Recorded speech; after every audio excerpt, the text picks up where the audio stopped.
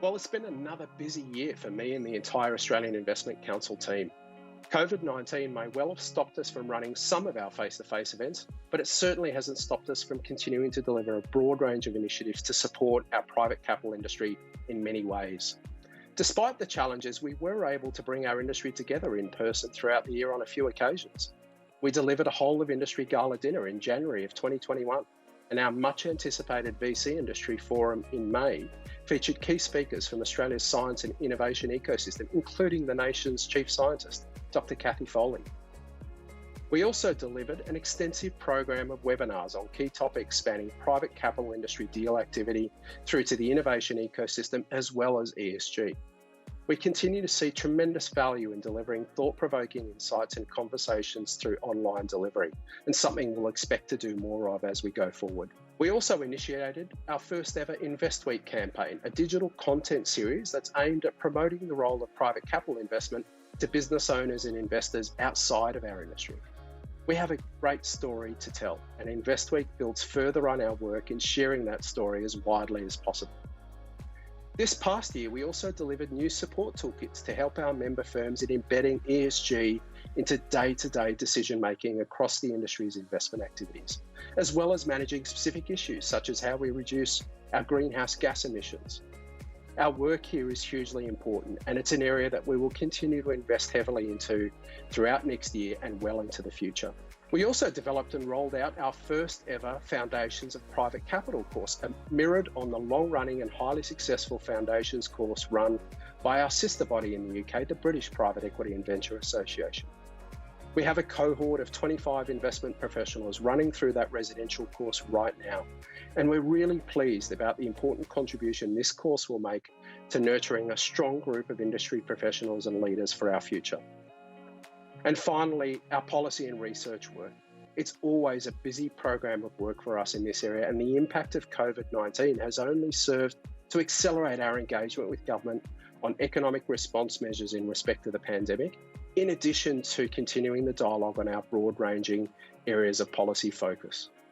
We participated in numerous consultations with government, ranging from the introduction of the new Your Future, Your Super reforms in the superannuation sector, through to changes around foreign investment policy and FIRB clearances, as well as the review into the impact of JobKeeper program and the tax and economic review of Australia's VCLP and ESVCLP regimes, just to name a few.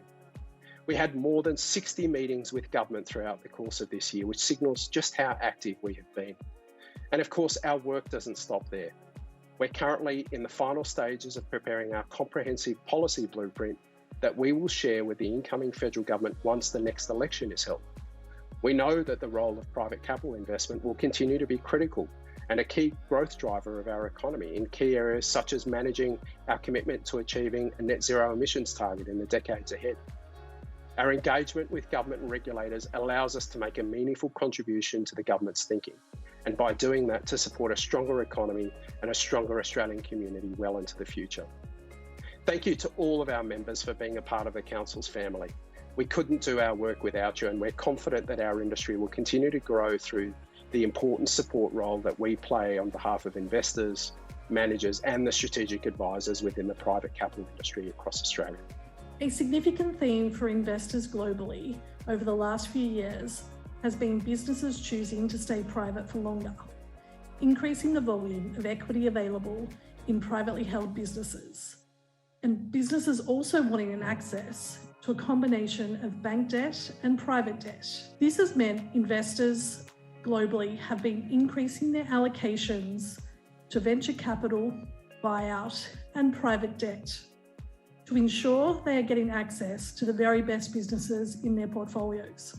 More recently, we have seen this trend come to Australia, and we have a great opportunity to ensure that global investors are thinking about Australia as a destination of choice for their investment dollars, and supporting local investors as they grow their allocations to private equity and credit. We also consider this to be great for the Australian people and the economy, as increasing investment in local businesses drives growth in the Australian economy. From a macro perspective, the private capital industry continues to grow, which is fantastic. with assets under management now exceeding 37 billion and dry powder of 14 billion Australian dollars to take advantage of new opportunities as they arise. Australian venture capital and private equity strategies continue to demonstrate strong long-term net of fee returns and providing great performance for investors. Returns outpace the ASX 300 and the ASX Small Ordinaries over each of rolling 5, 10 and 20-year periods. The current 10-year performance sits at an impressive 15.2% net IRR. The pandemic has tested Australia's capability to adjust to uncertainties, and our response has demonstrated the ability of businesses to innovate and find new opportunities and markets faster than ever. This has been a fantastic catalyst for innovation, with companies focused on the digital economy and climate solutions emerging at a rapid pace. Over the past year, the industry has continued to rebound from the pandemic and display a strong growth trajectory, with record funds raised for venture capital and a record number of private equity exits through IPOs. Member firms have adapted to new ways of doing business, such as using a hybrid approach to due diligence and using new digital platforms for communication with all stakeholders.